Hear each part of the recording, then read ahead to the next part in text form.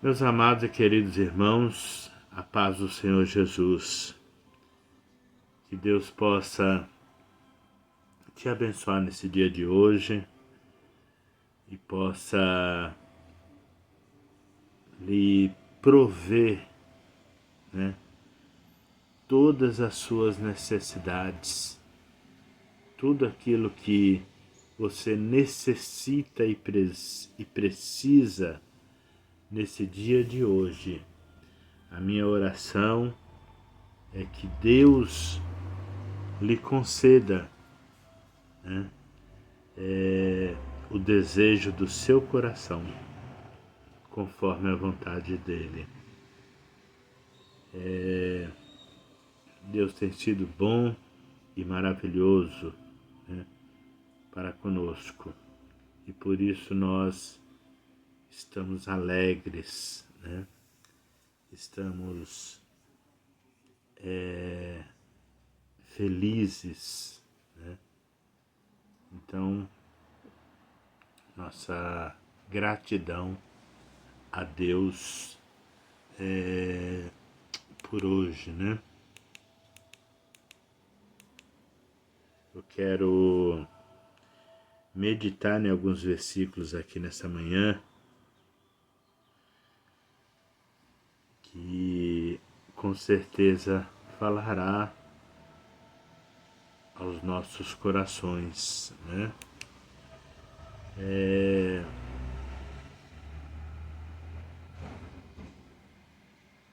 Você que ainda não é inscrito no nosso canal, se inscreva.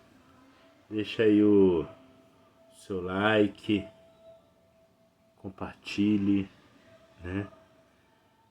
E comente aí também, os nossos vídeos, se tem sido bênção para você, se tem acalentado seu coração, as palavras do Senhor Jesus, Deixa aí nos seus comentários, Eu tenho certeza que vai ser bênção também para as demais pessoas que verem os seus comentários, e que ainda não tiveram a oportunidade de assistir o vídeo.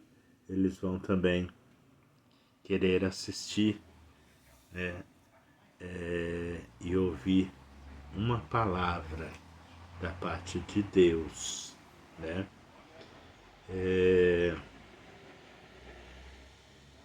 Eu quero já ler aqui, nós vamos ler alguns trechos da palavra do Senhor, porque o nosso assunto hoje aqui, é sobre o senhorio, do Senhor Jesus, Jesus é de fato o teu Senhor? Jesus verdadeiramente é o nosso Senhor? Essa é a nossa pergunta inicial, que nós fazemos aqui nesse vídeo de hoje, porque nós, usamos essa palavra e ela se torna um jargão, uma palavra habitual, E essa pergunta, ela é para extrair do nosso fundo do coração e para nós fazermos uma autoanálise, uma introspectiva, se realmente Jesus é o nosso Senhor. Porque eu confesso já de imediato aos irmãos que muitas vezes nós tomamos algumas atitudes que mostram que realmente Jesus não é Senhor da nossa vida, né? Porque muitas vezes nós tomamos decisões, atitudes, falamos e agimos como não tivéssemos Senhor. Essa é a grande verdade. Essa é a mais absoluta verdade. E no decorrer aqui dessa nossa reflexão, nós vamos ver, observar e chegarmos à conclusão de que a maioria, não vou colocar números, mas a maioria, né, de nós agimos como se não tivéssemos Senhor. Então, é por isso que nós vamos ler a palavra de Deus para nos orientar, né? Nos orientarmos, para nós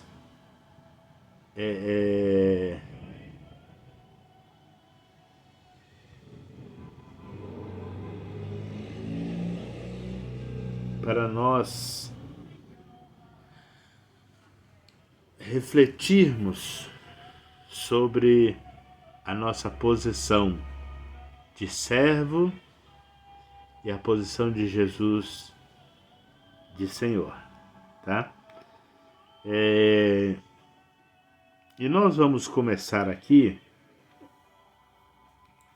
no capítulo 6 de Lucas, né?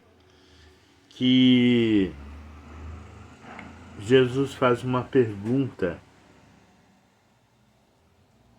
Depois dele falar sobre a árvore e os seus frutos, ele faz uma pergunta essencial para nós entendermos nessa manhã se somos ou não somos servos, ou se temos ou não temos um Senhor. E o versículo 46 fala assim, ó: por que me chamais Senhor, Senhor, e não fazeis o que vos mando? A pergunta de Jesus, né? Todo aquele que vem a mim e ouve as minhas palavras e as pratica, veja bem que tem uma continuação aí. Não é somente aquele que ouve as palavras, porque qualquer um pode ouvir a palavra de Jesus. Qualquer um pode ouvir uma pregação. Qualquer um pode estar na igreja ouvindo uma mensagem. Qualquer um pode colocar um CD, um DVD e ouvir uma mensagem, ver uma mensagem, né? Então veja bem que tem uma continuação. Todo aquele que vem a mim e ouve as minhas palavras e as pratica, né? Eu vos mostrarei a quem é semelhante. Então Jesus aqui faz uma semelhança, né? Uma comparação. Tanto aquele que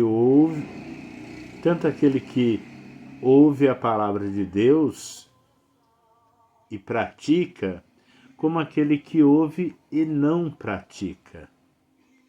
Então, olha só.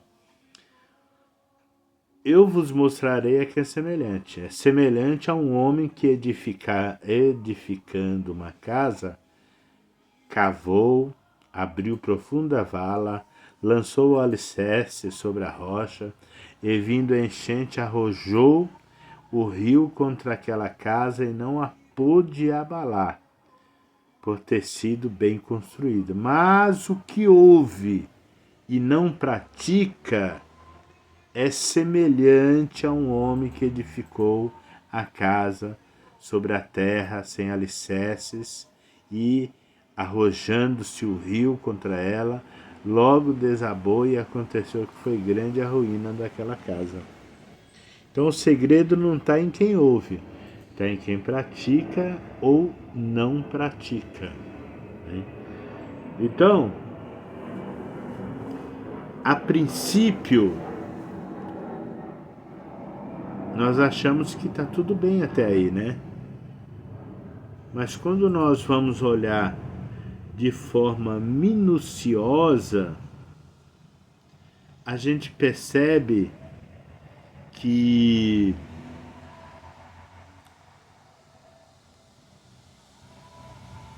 muitas vezes nós somos como esse segundo construtor que constrói a casa, mas ele não edifica ela em um lugar sólido. Quando Jesus fala da primeira construção, ele fala que a casa ela foi construída sobre uma rocha, né? Nós sabemos que a rocha ela é símbolo do Senhor Jesus. Ele é a nossa rocha. Ele é a rocha. Mas ele não é somente a rocha, ele é também a palavra viva, né?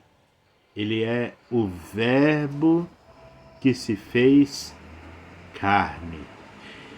Ele é a palavra que sai da boca de Deus. Ele é a palavra. Então, se eu estou construindo a casa sobre a rocha, eu posso também afirmar que eu estou construindo a casa sobre a palavra, né? A base aqui dessa minha casa, ela é a palavra. Essa é a base, né? Então, a casa aqui é a minha vida espiritual, né? Então, veja bem, nós vamos para a igreja, nós aceitamos a Jesus, né? A partir desse momento, inicia-se a construção, né? A partir do momento que eu levanto a minha mão e aceito a Jesus como meu Senhor absoluto, então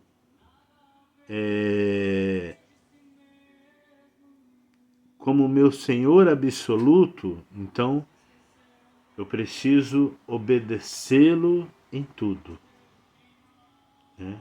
Em tudo. E olha o que diz aqui o apóstolo Paulo, o que ele disse aqui que eu achei bastante interessante também, no capítulo 6, né? E o versículo 16, ele fala assim, ó, não sabeis que daquele a quem vós ofereceis como servos para a obediência, desse mesmo a quem obedeceis, sois servos, seja do pecado para a morte ou da obediência para a justiça. Então, aquele a quem você se submete, ele é o Senhor da sua vida. Então, voltando, nós aceitamos Jesus como Senhor da nossa vida. Então nós lançamos o alicerce para a nossa construção. Entendeu? Começamos aí a lançar a base da nossa construção, como uma casa realmente. Jesus ele foi muito sábio aqui em fazer essa ilustração, porque quando você vai construir uma casa, a primeira coisa que você se preocupa é a base, né? É o alicerce. Ninguém começa construindo uma casa levantando parede. Ninguém começa construindo uma casa colocando telhado. Ninguém começa construindo uma casa fazendo massa de reboco. Por quê? Porque isso daí são as etapas finais. A primeira coisa que tem que se pensar é o alicerce da casa. Então veja bem, as pessoas começam o seu alicerce. Aceita Jesus, aí ele vai indo para a igreja, ele vai lendo a palavra de Deus, né? Ele vai vendo que a palavra do Senhor vai ensinando para ele, e ele vai então se espelhando na palavra. Ele vai então agora andando conforme a palavra. Ele vai agora sendo guiado conforme a orientação da palavra, né? Então, se a palavra fala para ele que ele agora, sendo uma nova criatura, vai dizer para ele que ele não deve mais amar o mundo, porque o mundo e suas concupiscências, seus desejos, passam, mas aquele que faz a vontade do Senhor permanece para sempre. Então ele vai adquirindo essas informações e vai vivendo essa palavra. Aí a palavra vai falar para ele que agora ele, como nova criatura, ele não vai mais viver na roda dos escarnecedores. Ele não vai mais andar sobre o conselho dos ímpios. Ele não vai mais se assentar, né, na mesa da zombaria, porque ele agora é uma nova criatura, ele agora tem alguém que lhe dá conselhos, ele tem a palavra de Deus que lhe aconselha, então ele vai andar conforme a lei do Senhor, como está lá em Salmo 1, né? Antes tem o seu prazer na lei do Senhor e nela medita de dia e de noite. Tudo quanto fizer prosperará. Então ele vai então andando conforme a palavra de Deus. E isso daí vai construindo um alicerce, vai construindo, vai solidificando, né? A base é a palavra, irmão. Eu não posso fazer um alicerce na minha vida espiritual com entretenimentos. Eu não posso fazer como base da minha fé cristã, entendeu? Com louvores apenas. Eu preciso da palavra de Deus. Eu preciso da base. Eu preciso de algo sólido. Por quê? Porque o louvor ele pode ser muito bonito. Mas se eu fizer a minha base apenas no louvor, né? O intérprete do louvor, o cantor, ele pode falhar e a minha base vai ruir com ele. Porque eu fiz a minha base nisso. Mas se eu fizer a minha base na palavra, ela nunca, vou repetir de novo, nunca vai falhar. Nunca vai falhar. Entendeu? Então, pode vir o que vier, porque os irmãos viram aqui que veio, né, as lutas, até em Mateus fala também, né, que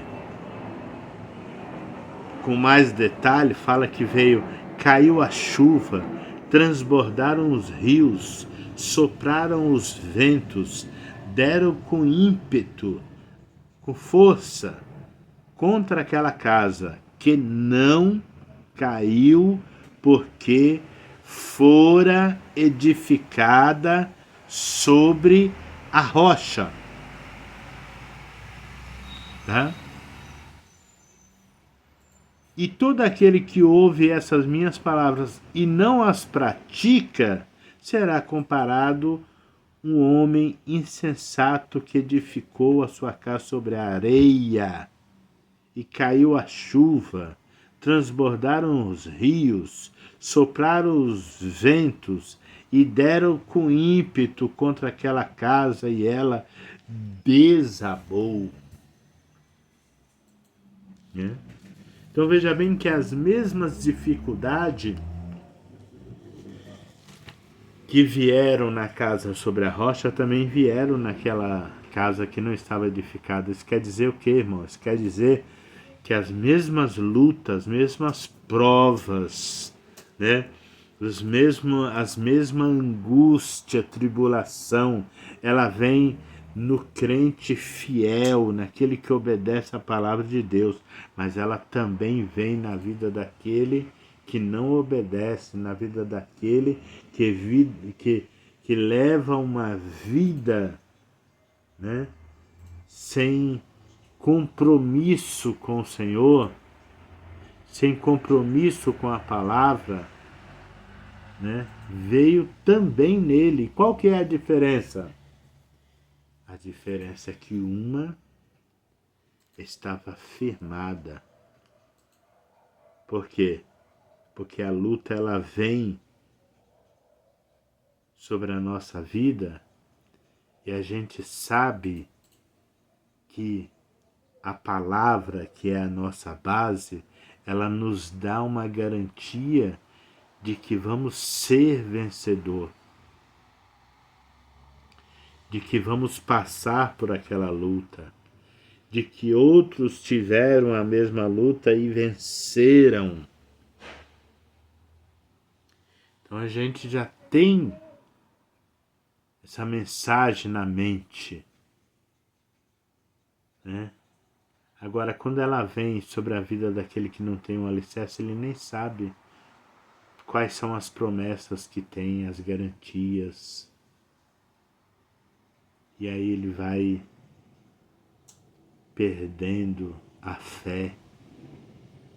A sua fé vai se esvairando, né? E vai indo, evaporando como uma água quente e uma chaleira fervendo no fogão, e a água vai secando até não ter mais nada. E aí é muito fácil o inimigo puxar na rasteira. E aí acontece o que nós andando por aí, a gente vê e sabe que tem pessoas que estão afastadas dos caminhos do Senhor por N desculpas e justificativas. São muitas justificativas. Pessoas que abandonaram tudo, né? Largaram tudo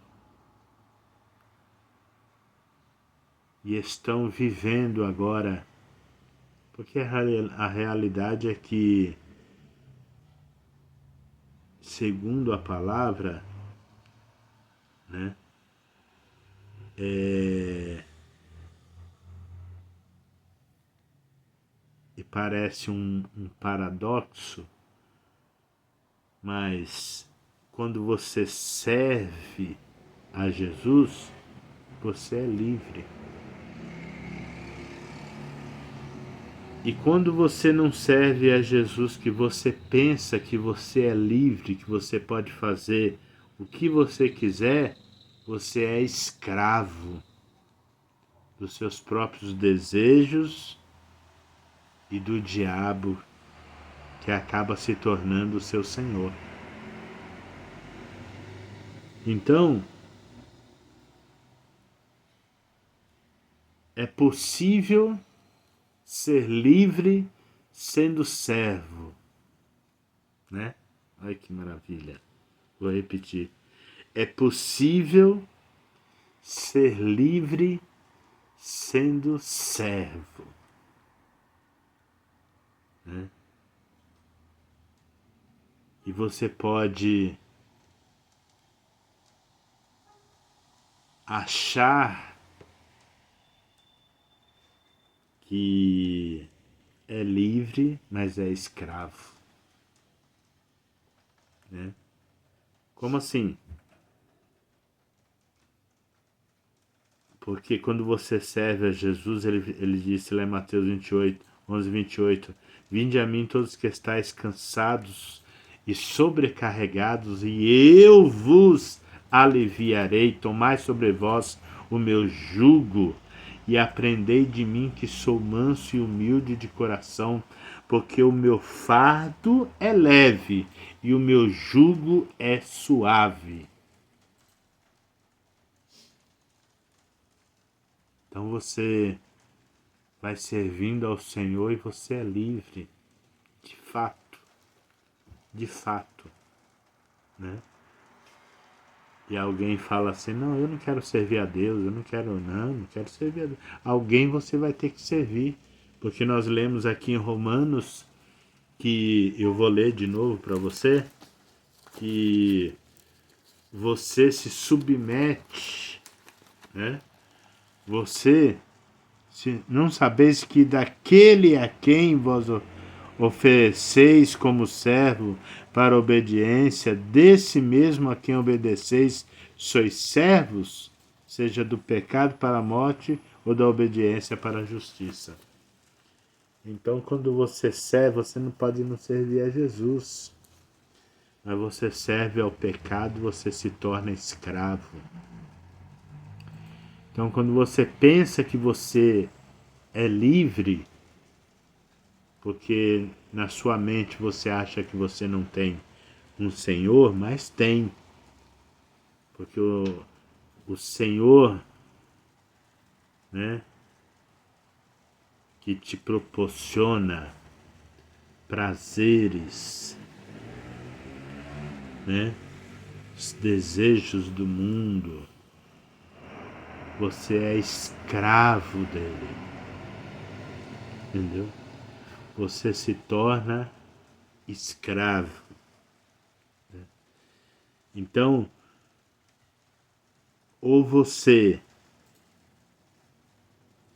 é servo para ser livre ou você é livre, entre aspas, para ser escravo? Essa é a realidade, né? Quem é o Senhor da tua vida e quem você quer como Senhor da tua vida, né? Você pode escolher, né? O bom é que você tem a oportunidade de escolher. Esse é o bom, entendeu? O problema é que as pessoas fazem escolhas muito más. As pessoas não sabem escolher, né? As pessoas não sabem escolher. E aí quando escolhem ao Senhor Jesus para ser Senhor, não quer servir. Não quer servir. Porque eles querem apenas o título de Jesus como Senhor na sua vida. Mas na prática,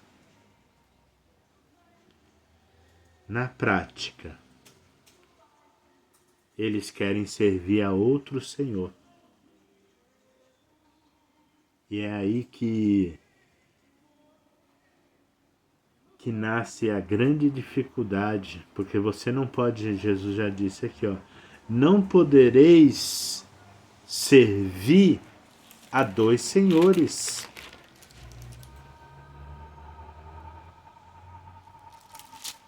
Entendeu? Não podereis servir a dois senhores. Porque ou você amará um e odiar outro, e vai odiar outro, ou vai odiar a um e amar o outro.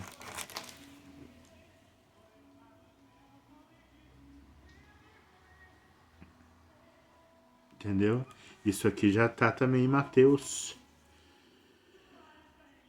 No mesmo capítulo 6, versículo 24. Ninguém pode servir a dois senhores, porque ou há de aborrecer-se de um e amar ao outro, ou se devotará a um e desprezará ao outro. Não podereis servir a Deus e às riquezas, e ao mundo, e ao diabo, e aos prazeres. Então, você precisa, nessa manhã, entender, é por isso que no começo da mensagem eu deixei as perguntas ali para você se autoexaminar e ver a quem você está servindo, quem é o Senhor da tua vida, quem é o teu Senhor, né? Quem é? Porque fica muito fácil, irmão, falar assim, não, meu Senhor é Jesus, da boca para fora. Eu falo, meu Senhor é Jesus, mas eu não pratico a palavra dele. E eu faço tudo o que me vier na telha. Todo tipo de desejo carnal, todo tipo de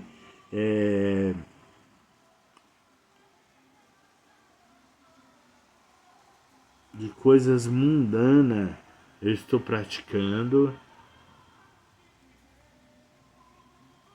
né? Mas não pratico a palavra de Deus. Saiba de uma coisa, meu querido, minha querida,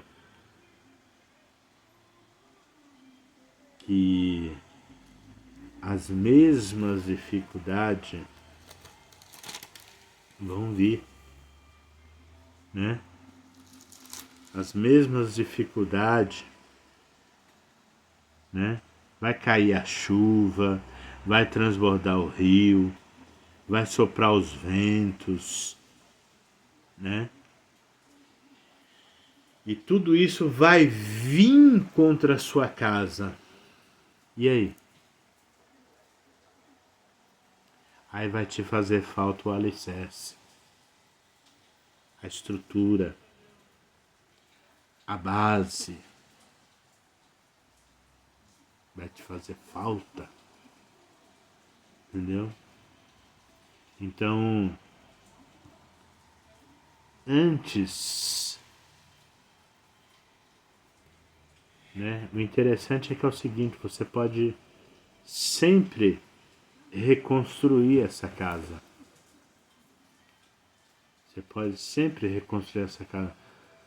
Só que você sempre vai ter oportunidade de fazer um alicerce novo. Só que para isso acontecer, você vai precisar derrubar a casa. Você vai ter que tirar tudo aquilo que você fez fundamento. Você vai ter que tirar todo aquele alicerce antigo, aquelas coisas antigas que você se firmou, que você achava que era bom, você vai ter que tirar. Vai ter que começar tudo de novo. E qual que é a vantagem? É que você pode construir essa casa em um alicerce novo, firme, forte, rocha, que não vai deixar que a sua casa seja derrubada pelos ventos da vida, pelas lutas do dia a dia. É melhor você derrubar a casa e você reconstruir no alicerce do que as lutas da vida derrubar ela. Entendeu? É melhor. Por quê? Por que é melhor? Porque se você derrubar a casa, você vai estar mostrando que você quer uma mudança de vida. Que partiu de você. Você não está recomeçando porque te derrubaram a tua casa, você foi obrigado a recomeçar. De todo jeito você vai ter que recomeçar. De repente também você pode recomeçar do mesmo jeito errado que você recomeçou da outra vez. Então,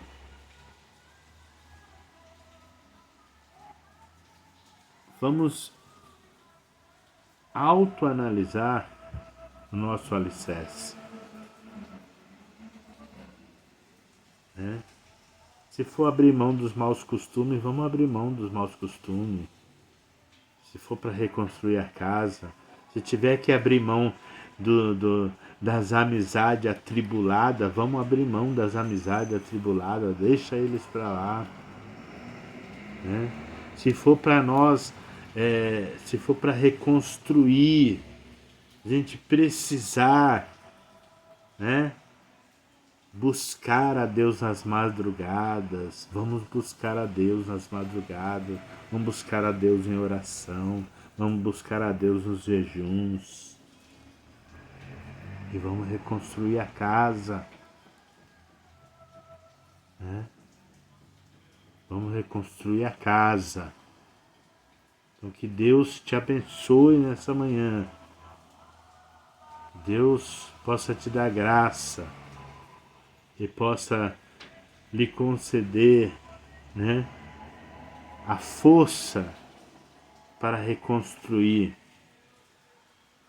e dizer: Tu és o meu Senhor, de verdade, né? De verdade. E as bênçãos vão fluir na tua vida. Tua casa vai ser sólida, vai ser firme. E o Senhor Jesus vai ser glorificado na sua vida. Deus te abençoe e te guarde. Em nome do Senhor Jesus.